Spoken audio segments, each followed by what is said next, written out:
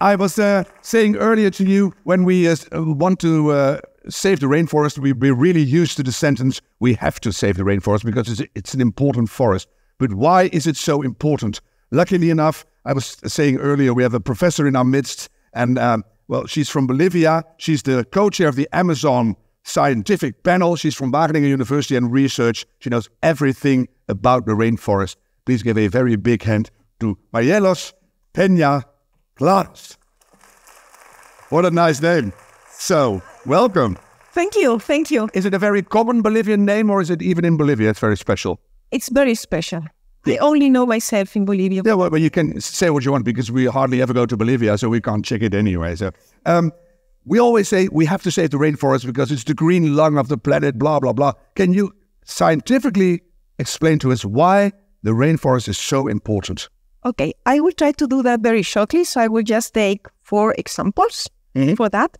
One of the reasons is that, as all of you probably know, or most of you know, tropical forests contain a very high diversity of species. So about 13% of all terrestrial species in the world are located in the Amazon forest. Yeah. Another important reason is that they sequester a lot of carbon. So they are very important for any of the solutions we can think about climate change mitigation, because they are absorbing carbon, they are retaining that carbon in their stems for a very long time. So they're very important also for climate change mitigation. Mm-hmm. Another reason that I like to mention, because it's something that I'm learning a lot lately, is that they do play a very important role as well for water cycling. Yes. So basically, without forests, there is no water. Without water, there isn't life. So forests are really, and tropical forests in that sense are very, very important. That is a treasure room for all the medicine that grow in there, I believe. Exactly. So it goes on and on and on. It's one of the most rich places on the planet. Exactly. And every aspect. Exactly. And a lot of our products that we consume are actually originated from the Amazon. Think about chocolate. How many of you love chocolate? It's originated actually in the Ecuadorian Amazon, went to Mexico, came back. We hate chocolate, actually. Another product that you may know is acai, which is also very much as well for people that sport, also originated from the Amazon forest. Another one that I would like to mention is Brazil nut, paranote. Yeah. Paranote. That also comes from natural forest in the Amazon. So I could everything is there probably. Yeah, I mean there is a lot there. There are people over there. Let's walk. Yes, exactly. So bye. So it's the most terrible stage in the Netherlands, so it's good for you. Marielos, how Amazon? We know about the deforestation. How is the Amazon doing at the moment? We hear alarming stories about irreversible damage, tipping points that we are approaching. Yeah, I mean, the situation is very critical at this moment. We have about 70% of the area, of the original area of the Amazon has been deforested. Mm-hmm. On the top of that, about 18% has been degraded, what we call... so these are areas that have been heavily impacted by humans, fire, illegal logging, mining. You may have still hunting. You may have forests, but the condition is not that healthy. Yeah. And we have this year also a tremendous drought. You know, the drought, you probably all remember the summer in Europe, very hot. We suffer from it. It's incredibly hot and dry at this moment in the Amazon. And what we are seeing are really changes in climate at in local areas, together with deforestation, is really making that the forest is changing dynamic. It's becoming a source of CO2 rather than a sink. So it's not absorbing, it's liberating CO2. Which is totally not necessary, and we don't want that. We don't want that. So we are really thinking that the combination of climate change, deforestation, is really putting too much pressure in the forest. So that's... could you think a bit ahead if we don't do anything? I heard that we're 5% away from maybe the collapse of the forest. I think what we are seeing with the droughts is really what could happen. So lots of fishes dying, river dolphins have died in large quantities, and the reason for that is basically too warm water. Yeah. So the temperatures have gone to 38. Animals cannot survive that. But the impact on humans is also, I will move here so that we do.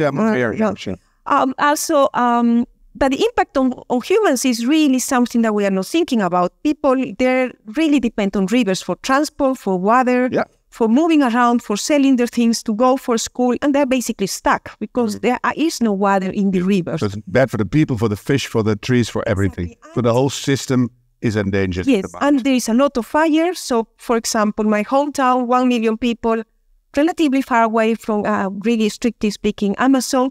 I mean, there has been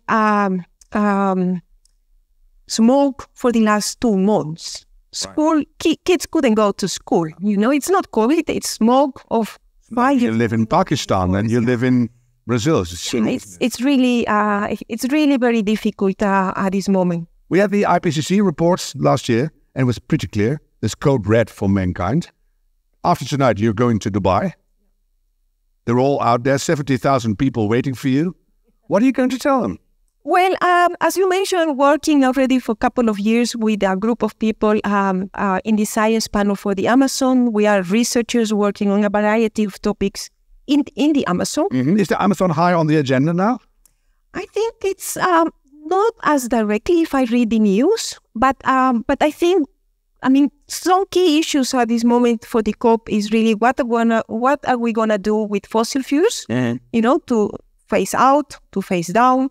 But these discussions and the decisions that are going to be taken are very important for the Amazon, because at the end of the day, climate change is already affecting the Amazon. Yeah. So I hope that agreements are going to be made that will help, conserve the forest, and that there will be really a lot of support from the international community as well, to think about ways to remediate this. So think about restoration. Tonight, there's a big remedy coming with you. So you can tell them about this fantastic tool we've developed. So this is good. And then you have to just raise the stakes. So maybe you could try your first sentence. What would it be?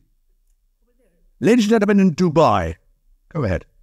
Oh, this is a very good practice. Thank you. So far I didn't hear it. So go ahead. Yeah. We are all Amazonians because we depend all from the Amazon forest. So I urge you to take decisions that will allow us, in a very inclusive, collaborative, transformative way, to find solutions to the environmental problems that we are facing in the whole world. Yeah, and then chop it up in 2. It's too low. People are stupid. Well, so then, getting up to say, what's she talking about? We're all Amazonians. That was good. Full stop. Yeah. The rainforest is dying, so are we. This has to stop. Please try. Yes, but I also think that we need to think about hope and solutions. And when we stop it, there's so much hope, ladies and gentlemen. Exactly. Oh, I don't envy you. Because all these people sit there, all these oil people, and then you have to do your story. Which is good to realize. People always tell me, and you have to explain it to us as well, that a full growing and living rainforest has much more economic and all kinds of other values than when you cut it down. How does that work? Yeah, that's true. And I think that this is something that we have been, that we are realizing more and more.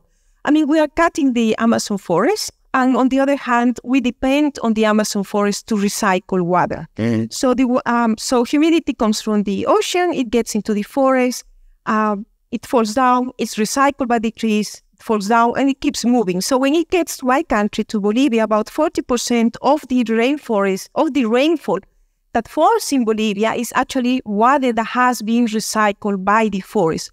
40%.